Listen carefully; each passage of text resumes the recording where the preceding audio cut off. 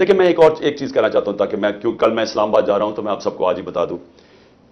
میں کل اسلام آباد جا رہا ہوں اور بڑی چانس ہے کہ یہ جس طرح کے حالات ہیں یہاں، حالانکہ میرے کوئی سب بیل ہے، میں اور بشرا بیگم دونوں جا رہے ہیں، وہ بھی بیل پہ ہیں، لیکن کوئی پتہ نہیں کہ یہاں کیونکہ قانون اس کے اوپر تو عمل ہو نہیں رہا تو کسی چیز پہ مجھے اریسٹ کر سکتے ہیں.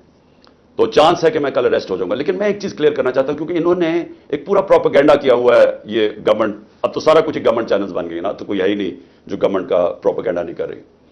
دیکھیں سمجھ جائیں کہ کیس ہے کیا تاکہ آپ کو ساروں کو یہ ایک القادر یونیورسٹی کا کیس سمجھ آ جائے.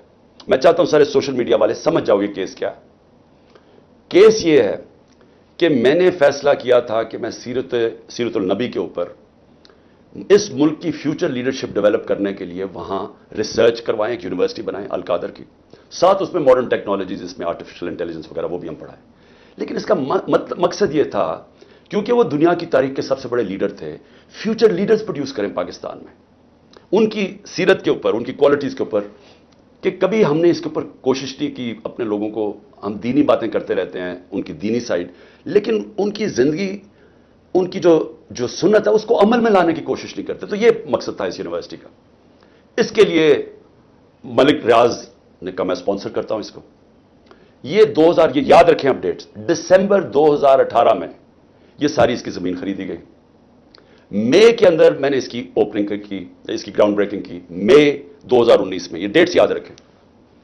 اس کے ٹرسٹ ڈیڈ میں واضح لکھا ہوا ہے کہ جو ٹرسٹیز ہیں، جو میں ہوں اور جو بشرا بیگم کیوں؟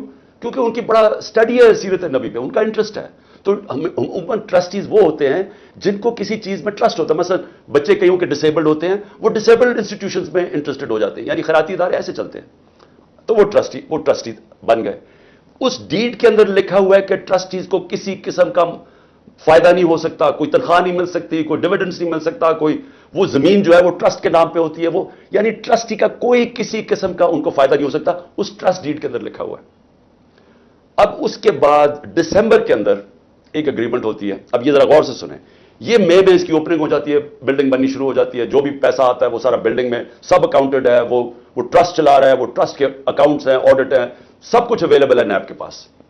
اب ہوتا کیا ہے کہ دسمبر کے اندر ایک اگریمنٹ سائن ہوتی ہے ملک ریاض کی اور انگلینڈ کا، جس کو NCA کہتے ہیں، ان کا ایک ادارہ ہوتا ہے انگلینڈ کے اندر، اس کے بیچ میں اگریمنٹ سائن ہوتی ہے. انہوں نے ملک ریاض کے اکاؤنٹس فریز کیے ہوتے ہیں کہ سسپیکٹڈ ٹرانزیکشن ہے، یعنی ہم سسپیشس ٹرانزیکشن ہیں، ادھر انہوں نے اکاؤنٹ فریز کیے ہوتے ہیں.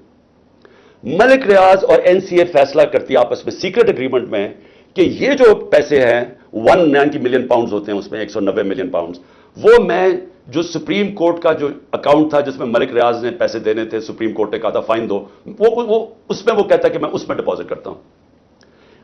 کیبنٹ کے سامنے 3 دسمبر کو، یعنی اب یہ ٹرسٹ شروع ہوا ہے، 3 دسمبر کو اگریمنٹ آتی ہے کہ جی کیا آپ یہ کانفیڈینشیل، اگر ملک ریاض اور NCA کے کانفیڈینشیل اگریمنٹ کو مانتے ہیں تو یہ 190 ملین پاؤنڈز پاکستان کے اندر آ جائے گا سپریم کورٹ کے اکاؤنٹ میں. لیکن اگر آپ یہ نہیں مانتے اور آپ چاہتے ہیں کہ اس کو کنٹیسٹ کرنا ہے تو پھر آپ کو انگلینڈ کے اندر اس کے اوپر کیس کرنا پڑے گا.